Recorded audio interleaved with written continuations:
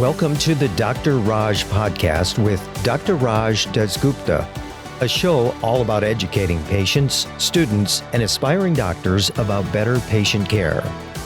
Dr. Raj is a quadruple board-certified physician and associate professor at the University of Southern California. He was a co-host of the TNT series Chasing the Cure with Ann Curry, as well as a regular on the TV show The Doctors. And now, here's our show. Hello, and welcome to the Dr. Raj Show. And like I say almost, every 2 weeks, is that this is not a show only about for doctors. This is a show for you, for everyone. And it's about health and wellness. It's about being yourself. And it's about all the things that affect us. And I think that one thing that I've been very passionate about, is going to be about the health of just with all the big changes that are happening in medicine and going through this pandemic. I think suicide awareness is something that, is it's awkward sometimes to talk about it. It's awkward for me to even mention it during the podcast, but I think it needs to be discussed. And, when I was thinking about how to approach this, that, I'm actually very, very close to my family. And one of my family members, has a story I felt needs to be shared on so many levels. And I'm actually going to bring her on the show today. And this is actually, I'm not just saying this is one of my favorite cousins in the whole world. And this is going to be Jamie Fabroa. And I'll introduce her in a second, but I want to give you guys a little bit on the background. So don't get me wrong, this show is still going to be fun and entertaining and educational and all those things. But I think it's good to hit topics that many people don't want to talk about in the podcast, but it's very important. So I'm going to talk about Jamie right now, okay? So, just 4 days before Jamie's 25th birthday, she would lose her father to suicide. From that moment, Jamie's life would never be the same. The pain became unbearable, and it was unlivable. When after a few attempts to take her own life, she courageously found solace, serenity, strength, and forgiveness in her own healing through supporting others. And I think that's very, very, very important, why I want her to be here, because it's one thing to look after yourself, and it's another thing to care about others. Because she actually possesses training and certification in something called Safe Talk and Assist. So we're going to talk to Jamie about these things because I don't know what they are. And Jamie is relentless stand on disappearing the stigma around, I like this, the S word. And I think, just the way I introduced myself, I seemed a little hesitant because it's weird to just say, hey, today we're talking about the S word, suicide. And I don't know if you guys noticed that, but I know I did. So with that being said, Jamie, my favorite cousin, thank you for being here today. How are you doing? I'm doing really well. Thank you for having me on and for the lovely words. I appreciate it. Well, you deserve them. And, before we start tackling in some of the major things that are going on, especially, and I told you in our pre-interview that suicide is something that I've been, hearing a lot about for medical students who are preparing to take these life-changing exams to hopefully be on the right track. I've heard it for residents during residency. And, right now during COVID-19, many of these frontline workers in the emergency department, in the medical ICU where I work, it's something that crossed their mind that they think about, and there's so many horrible feelings from that standpoint that I really wanted someone in the trenches like you to talk about it. Mm-hmm.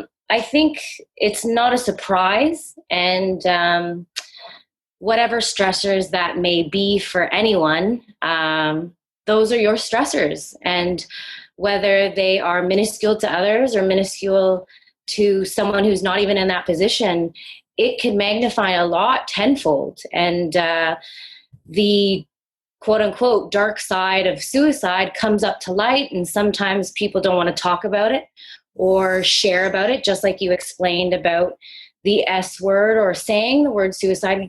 We all become very hesitant. And when it comes, for example, like you said, a profession of high intensity studying and schooling, like becoming a doctor, and thinking, well, maybe it's bad that I have these thoughts. Maybe it's bad, or I shouldn't share that maybe I have suicidal thoughts, or even just COVID, right?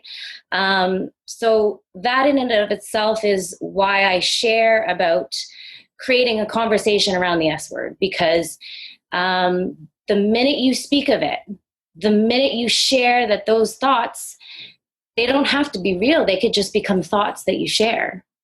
And I think that that's really important when it comes to any high stress, right? The act of sharing it, it's bravery. It's being very vulnerable and brave about what you're feeling, and then letting it go and being able to share. And that's it. That's all it could be, right? Well, I'm very enamored just listening to you, because obviously I always think of you as my little cousin, but I mean, just the way you describe things, I'm impressed. So I don't want to change the tone too much, but I wanted to get to know each other through our conversation. Some of the funny things that me and you have in common or experienced in our lives before we go into, being very serious again. So before I forget, congratulations on the wedding. Thank you. Thank you so much. And so, if for those who don't know me, Dr. Raj, I'm half Indian, half Filipino. So beautiful, beautiful Jamie is my Filipino side of the family. So I'm going to ask her, a couple Filipino questions. How's that? Would that be fair? Okay. So, growing up, I didn't get a chance to hang out with you too much during your high school time. Now, there is a Filipino tradition that many Filipino women get. I don't know if you had one. I've always wanted to ask you. So when you were 16, did you have something called a debut? Well, and can you explain what a debut is to my listeners? So when it's not actually 16, it's when you're 18, in fact. And sorry. That's okay. You're not a female and you're not 16, so you wouldn't really know, right? Okay. But, it derived from the Latin descent, and it's when a woman turns 18, she becomes a woman, and then she is celebrated into society with a huge party, kind of like a mini wedding for her. Okay. And it's like she's all in nice, beautiful gowns, and there are what's called a cotillion, which people dance for her, and she dances, and it's an organized dance routine, and there's tons of food. And to answer the question, I did not have one. I did have a 16th birthday. Okay. And my immediate family didn't want to make a big deal of it, because I didn't want to make a big deal of it, but they wanted to celebrate being 16. So that was it. But early on, I expressed that I didn't even know about it until one of someone in high school had one, and I'm like, what the heck is that? And I had to really dig into what is going on. And I was like, I don't even know if I want one of those. And my parents were just like, no one in our family really does that. So, but they're a good time. They're fun. I remember you're a pretty good dancer. You're very social at parties. I'm like, well, maybe she had one, but I just didn't know her back then, and so I wanted to ask. And on that note, I got to know, what is your favorite Filipino food? Ooh. Okay, so for those of you who know Filipino cooking, all of it is so good. And what's hard about that is you keep eating it and keep eating it. And when you go to Filipino parties, there is a plethora of food. Even if there is only 4 people you are feeding, there's trays and trays and trays upon food. And I'm guilty of it too. I cook like that. So my husband and I will be at the dinner table, and there's like 4 or 5 trays of food. And that's what I'm used to. So to answer the question of my favorite, I can't pick one, but the first thing that comes to mind is lumpia. No, explain to the listeners what is lumpia. I was just gonna say lumpia. Or don't know, it is a spring roll, but inside it's meat. They're very tasty. Yeah, so tasty. And what's when I speak of it being Filipino food being something that you keep eating, these are like little 2-3 bite spring rolls, and you pop them in your mouth constantly throughout the dinner, before the dinner, after the dinner. So you could have it warm, cold, hot. Like it's fantastic. Good answer. No, good answer. Now, one of my favorite memories of you was that when I used to come visit you in Toronto, you would bring me to a steakhouse, and I forgot the name of the steakhouse. It wasn't like a fancy schmancy, look at us as high rollers. We didn't have a lot of money growing up. So you brought me to the steakhouse. You get these huge steaks. And what I remember about you being there is that you would request a very specific drink with your steak. And it almost made me barf, because I would never just think of that as the combination of eating, raw meat. And what you drink was a chocolate milk. So, Jay, can you just explain to my listeners, why do you like steak and chocolate milk? Where did that come from? You're maybe the only person that does that. Okay. I clearly remember this, and I remember your reaction, and it's similar to the one that you have right now. For those of you who obviously can't see, he was in utter disgust. So I'm going to set the tone of exactly how that day was. Okay. So, Raj comes to Toronto. He's at the airport. He came straight from the hospital in his scrubs. I'm messaging him, telling him, we're going to pick you up and we're going to have some steak. So I hope you're hungry. And he says to me, I'm going to go to the hotel first and change, because I'm in scrubs. I probably have like some blood on me or something on me, and I don't want to show up to a steakhouse like that. I'm sure it's this fancy place knowing you. And I said, no, you could go in your scrubs. Not a problem. He's like, what kind of steakhouse are you taking me to? So I'm like, don't worry about it. It's really good. Just trust me.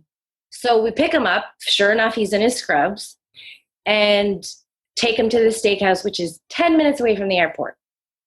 This place is a trucker mecca.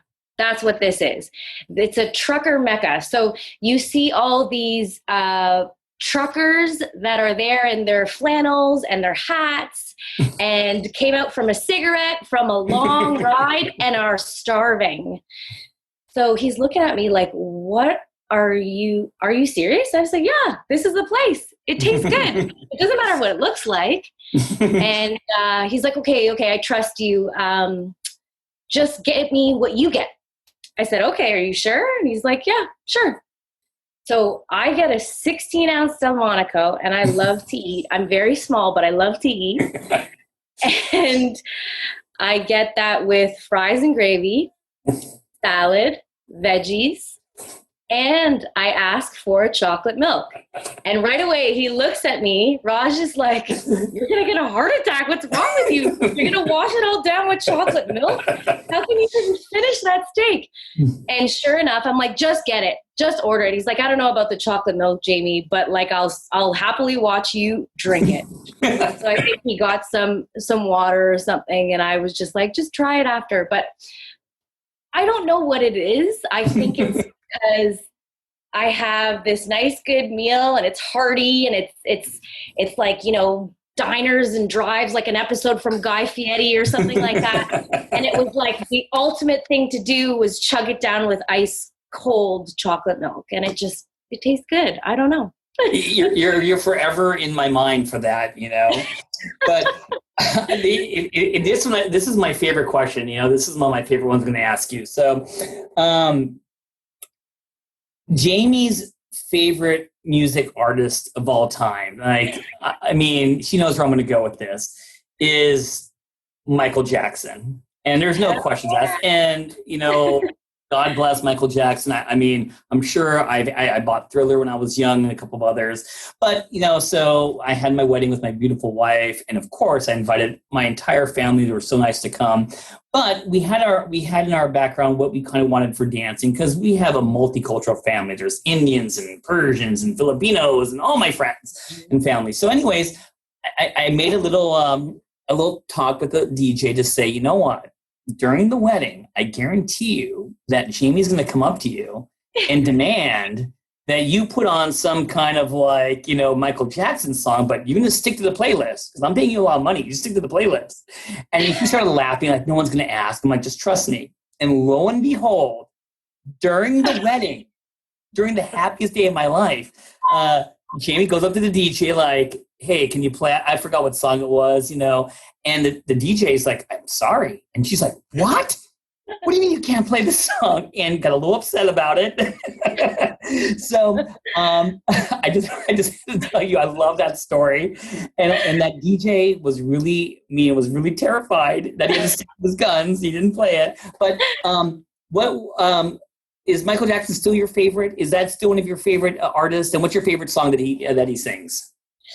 So Michael Jackson is 100% my favorite, and that will never change. There always is a part of me that always has to listen to him, whether it's, or the start of my day or towards the end, or something about Michael, something about that. I think it's just, there's no favorite song. Okay. There's not, it's like every song is my favorite song. And, I just don't get tired of it. And I think a lot of people who love him could share that too. It's timeless songs, timeless beats, timeless, you could play it anywhere in the world and someone will know exactly who that is, right? And you don't even have to speak the same language, and you just know, right? And I don't know if you know this, but I will share with you that I was in San Francisco and I had gone to a memorabilia place, and I had walked in there and there was Michael Jackson memorabilia everywhere. And I was like floored. I thought this was the best place ever. And funny enough, I had a red jacket on and a fedora. So the guy that was working there pulled me aside and he goes, I know exactly what you're looking for. And I thought, oh my God, it didn't give it away, the hat and the jacket. And he pulled me over to this signed Thriller album. And I was on the floor in tears because it was beautiful. Mind you, this was shortly after he died. And I had tickets to London for his concert. And obviously couldn't go. Yeah, so I was just like, this is amazing. I have to have this. Yeah. He was showing me pictures that he met Michael Jackson, and Michael Jackson used to shop there. And I was like, oh my God, this is amazing. And then he told me the price. I'm not going to share it because it was astronomical at the time. And then I said to myself, Jamie, you have to have this thing. You had the tickets for this concert in your hand and you couldn't go, and it was one of the biggest dreams of your life. So you have to have this album. And I was just about to walk out the door because I was like, I just monetarily wise, it doesn't make sense. And he was playing Michael Jackson for me up on the speakers. And I was like, oh, he's making it worse, this guy. And then I went back towards him and I made him an offer. Yeah. And I said, I could give you like $100 out of my pocket right now and however many during the months until I paid off. And he shook my hand and he's like, you got it, because I would rather give it to you and give you that deal instead of somebody else who just walks in here and points at what they want and says what they want. I can tell you're a fan and I could tell his music and everything about him touched you. So you should have it. So I have a signed Thriller album. It's just unbelievable. It's one of my most prized possessions. I also have a Prince album. Oh, really? Yeah.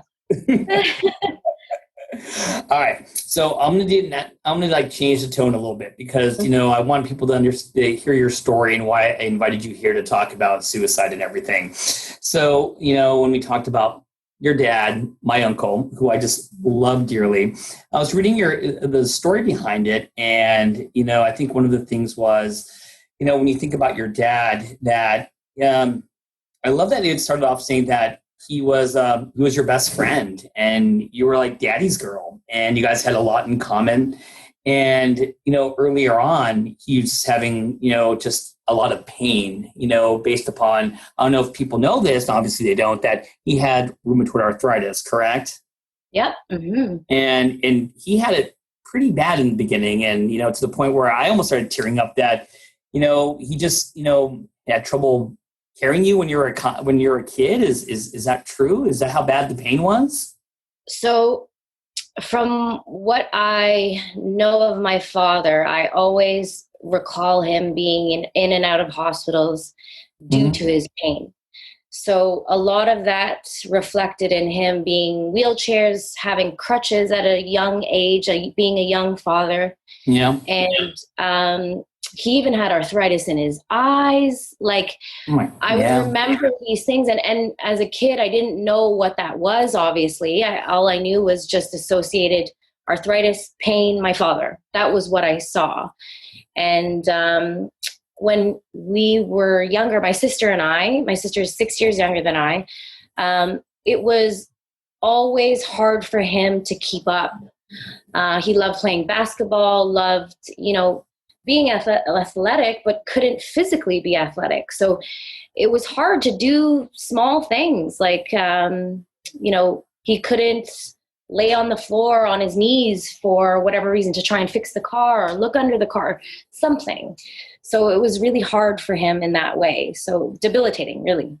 No, and how was your mom around this time growing up? Did she understand what RA was? I like what you said, which is for my listeners, rheumatoid arthritis is not just disease of the joints. It affects every single part of the body. And you're right. It can affect the eyes. It can affect things you don't even realize, heart and lungs, Yeah. Did your mom just kind of say, hey, it's from this arthritis? Did she understand all the things that he was going through? Was he misunderstood, during that time? I would say that my mother was very good at, how do you call it?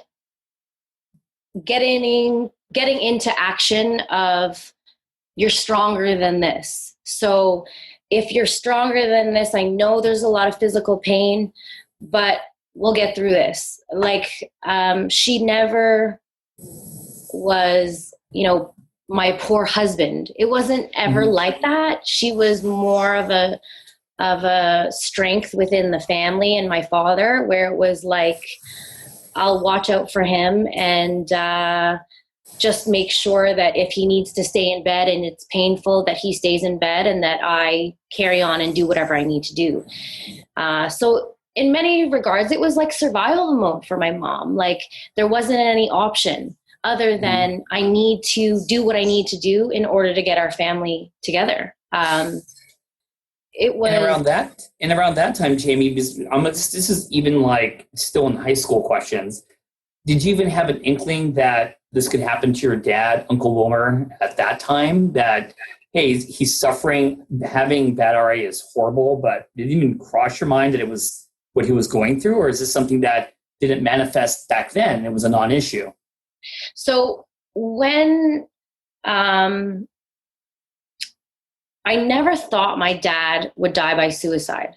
And I say that before I say anything else, because just like many of other suicide survivors, we never think the person that has died by suicide would take their own life, no matter what they've gone through. So because of all the pain my father had been through, I didn't associate that he was going to take his life. I just thought, okay, he's just in a lot of pain. I don't know what kind of pain that is, but he's doing what he needs to do, and he's taking the kind of medicine he needs to take and trying different medications, so on and so forth. Different kinds of therapy, physical therapy. But there was an instance when I was younger that now I could reflect back that was a sign. Now, during that whole time, I didn't know of any signs of suicide. To me, my honest thought of suicide was, that's a dumb thing to do. And I say that in all honesty, because a lot of people may not be forthcoming on admitting that, right? So I would even have conversations with my father about others I've heard that died by suicide that I thought was ridiculous. So my father being my best friend, I was naturally able to talk about that with him. But little did I know that very much hindered how my father was feeling, because if he did even have any thoughts of that, he wasn't able to tell me. I never thought about that. That's really interesting because he may have had him. We don't know. And, he loves you and you think of him as you should, your role model, your everything. Then he keeps it inside. Wow. Yeah. Wow. I didn't think about that. So I want everybody to hear this. You know what made me really proud of you, and no one ever gets to talk about this, is that, after high school, as I read your bio, I did my homework, one of the reasons why you didn't proceed to go to college right away was because you wanted to work to help both your parents out, because, they were in a lot of pain, they were suffering. Money isn't easy to come by, no matter where you are and who you are. And I thought that, people didn't get to know that about you. And I think that was really jumped out at me, because I'm sure people listening to this podcast know certain relatives and friends who are very judgmental. And sometimes you don't get to hear the story, but I wanted to mention this. I put a note of it in my notes, and I'm very proud of you that you went to work right away. And that's great, Jamie. You have a big heart, Oh, I appreciate that. I think so. I think I just wanted to touch on that. Like, there are a long time, and a big part of me didn't want to share that, because I felt as if maybe that would look bad upon my parents. Maybe that would make it seem that I am just hiding behind the fact I don't want to go to school, or nonsense. But it was something that I know that is part of my story, and that I wouldn't have it any other way, because it made me realize that although I was contributing monetarily wise to my father and his illness, I was working just as hard as someone in school, because I was trying to level up and get where I needed to go with a good paycheck without the education. So it made me more of a go-getter in many senses, because I ended up working for reputable companies. Like, I was a technician for IBM. And for anyone that knows anyone that works in IBM, that's a hard place to try to get into. And I was just grinding and grinding and grinding so I could get to that place. So I thank you for acknowledging me about that, because for a long time it felt like it was something that I had to cowardly hide, right? But I don't have to have that under my belt to know I'm a good person or a smart person, and I understand that now. So thanks. You're super welcome. And I think this is where I'm looking at your timeline. This is what shocks me, because, around that time, I did see you and your dad for a little bit. It was after he had a hip replacement. And the last time I actually was with him, once again, I thought he was doing really good. And he told me that his pain was much better, you know what I mean? And, I just wanted your opinion where, it sounded like earlier in the story when he was really suffering, whether it be through pain, monetary, everything, being younger in life, having a beautiful daughter, 2 daughters, that's where it seemed it would be more prone to think about suicide versus when you're finally in the right place. So what happened after the hip replacement? Did I miss something? I mean, what was going on after that? Well, after the hip replacement, everyone would say the same, just as you did.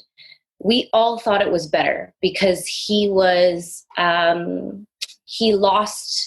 significant amount of weight, because a lot of the pills that he was on prior to that made him gain weight and feel self-conscious about himself, losing hair, so on and so forth. And then when it got to the point where he got his hip replacement, he tried another drug that I think was administered by injections, and that was working for him. He shared that it was working. Now, to what degree, we're not too sure, because what happened after that was he was doing things like going to family reunions. He was traveling with my mom, and it looked, I guess, shiny and brand new, right? I guess that's the way to say it, because he looked like a changed new person. Now, one of the things that we wouldn't be suspectful of at all is someone that wants to take their life. Now, one thing I want to mention is when you have a suicidal thought, no matter how early on in your life, you will always be prone to having them. And I say this because your first thought of it, you got there for whatever reason.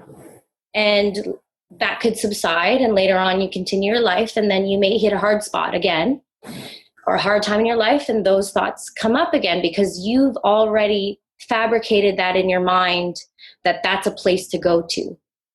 And like I said in the beginning, it's only about you sharing that will allow that thought to be a thought and not an action. Staying quiet about it most likely becomes an action. And I wanted to address too when some of the signs my father was showing, and now I say signs quote unquote, I didn't know they were signs in the beginning, but I could see them now. And one of them was when I was younger, around 10 years old, my father would lay in my bed with me and ask me to tell my mom to leave him. And I'm looking at my father like a 10-year-old, right? Like, why would my mom and dad split up? Why would my dad ask my mom to split up with him? And, you know, he would be crying because he would be in pain.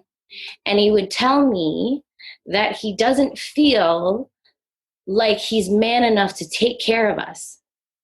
And as a 10-year-old, I'm thinking, what the heck are you talking about? Right. You're taking care of us already. But that was already a sign that I, as a 10-year-old, had no idea. So one of those signs is giving away or trying to get rid of valued possessions. And that was what my father was trying to do. And behind all of that was, I'm having suicidal thoughts. I'm wanting to leave, or I want my mom, like, he wants my mother to leave him so that he could have it easier to leave. And I, obviously, as a 10-year-old, am not going to run and tell my mom that. No. I'm not going to run and tell anybody that, because to me, it's just my father's in pain. My dad told me something that didn't make sense, and he's okay. He's there tomorrow. And, you know, there were little hints of little stories like that going forward that I didn't really understand until it came crystal clear after he died and how he died from suicide. So that's why now I'm able to distinguish those things now and discern really what was going on back then. You know, and I find that he was very much in the sense of mind that I'm a man, I should be taking care of my household. And because I physically can't, and I can't provide them with the kind of lifestyle they deserve, because my health prevents me from getting a decent career, that it's better off that I'm not here. So I think that stigma of how a man should be, quote unquote, was something that was in the back of his mind, 100%. You know? Well, let me interject and give a little medical tip, because, you know, many wonderful medical students and residents are listening to this. So things that I picked up on, you know, the hair loss that you're talking about. I mean, people are wondering, what was he taking? I'm going to assume it's something called methotrexate. I mean, this is a very common rheumatoid arthritis drug that has many side effects and many benefits. You know, when you talk about the hip replacement, there's something called prednisone steroids, and they have a lot of benefit, but they have a lot of side effects. You know, they make you gain weight. It makes you not have the body you want, and so many things. And the reason why I know about the injection you're talking about, you know, I feel so lucky that, you know, my wife, Michelle, who ironically is a rheumatologist, got to meet your dad once, and that's when he just started a medication called Humira, adalimumab. And it was a groundbreaking drug for many diseases, such as rheumatoid arthritis, ankylosing spondylitis. And, you know, the fact that he mentioned to my wife that it was a game changer. I mean, that's where I thought he was great. He got to take it. It made him get off these horrible steroids, and he was losing weight. So, I mean, just kind of piecing together a little bit of what was, you know, at the time he was going through. So I wanted to ask you, and I think that I definitely want to spend some time with the broader questions to help people out in general for suicide. But I want to ask you this, two things. One will be 4 days before your 25th birthday is when I was reading your story. I always kind of tear up a little bit. He kind of, he said goodbye to you in the morning because he had to go to work. And he really wasn't supposed to go to work, but he went to work. So my question to you is twofold. One is there, in retrospect, you ever think about anything you would have said differently, to him? Did you really have an odd inkling about what was going on? And last, can you also address the cliche that everyone leaves a suicide note? At least in movies, they do. In movies, they definitely leave a suicide note. But I was reading your story, he didn't. So for those of you listening, and what Raj is speaking of when he speaks of my story, when my father had woken up Thanksgiving of 2010, he had told everyone that he was going to work. And this was about 8 a.m. And I sprung out of bed and heard the rustling of him leaving. And I said, "Where are you going? It's Thanksgiving." And he said, I got called in. I was on call. So I'm going in. And I said, "But it's a holiday. That doesn't make sense." And he said, "Well, it's overtime, so don't worry, it's more money." And right there, from the moment I woke up, I sprung up, and we were cooking the night before with family over. So it's I never really would have sprung up, but my gut, my intuition, my everything was making me get up and ask these questions to my father that I normally don't ask. Especially one of them was, "Are you going to be safe?" And I've never, ever asked that about my father. And he said, "Yeah, I'll be fine. Don't worry. I'm going to come home later tonight and there's no issue." And then I said, "Okay." But I didn't trust that. I didn't trust his words. I felt different. I felt like what he was saying to me wasn't what he meant. And then what else was I supposed to do? Right? I just sat with the odd feeling and I just trusted his word. And I said, "I love you. I'll see you later. Be safe." And then he left and then never came home. So I'm tearing up about it now because although it's extremely sad and it's a moment in our life that we can never get back, it always feels like it happened yesterday. Always. No matter how many times I share my story or speak at events, it's always the same. And when you had asked if I would have done anything differently, I struggled with that for a very long time. I thought if I put my foot down, if I was kicking and screaming and gave into my gut feelings, or if I just said, "I don't believe you," would it have changed something? Maybe, but also I can't live with that guilt. I can't live with the what ifs.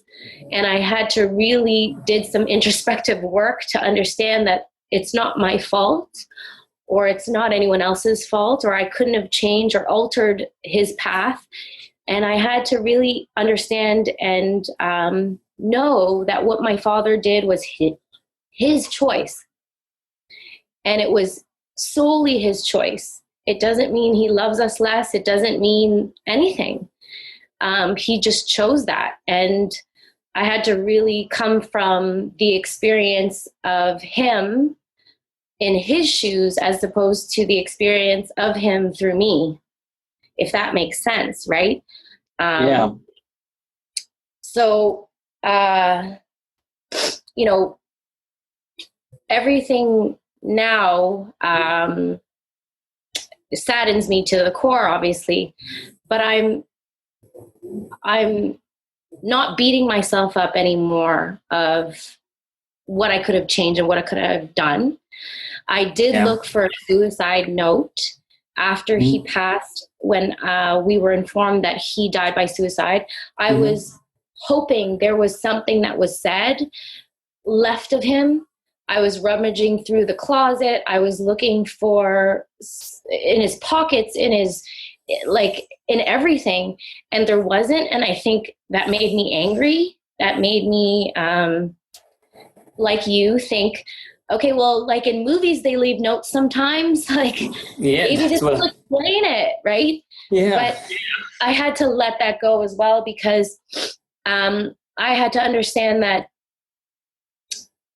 maybe he just didn't want to write anything. Maybe it would have been a blank page, so to speak, because he wouldn't know what to, what do you say? Really? Like, what would you say if he wanted to take your life? Yeah. What would you say to people? Like, I couldn't even imagine doing that now. So I'm okay with that too, as well, because it opens up for me to have a conversation with him, and whether you are spiritual or not.